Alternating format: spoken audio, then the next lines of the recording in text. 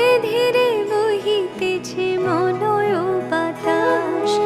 লক্ষ্মী দেবী বামে করি বসি নারায়ণ, কহিতেছে নানা কথা সুখে আলাপন।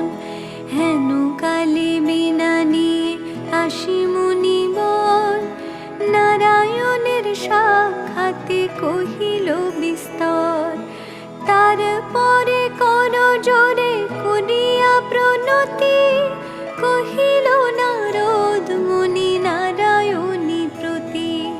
কহ মাতায় কেমন তোমার বিচার, চঞ্চলা চপলা প্রায় ফিরে দ্বারে দ্বার। পলকের তরে তব নাহি কোন স্থিতি, মর্তবাসী সদা তাই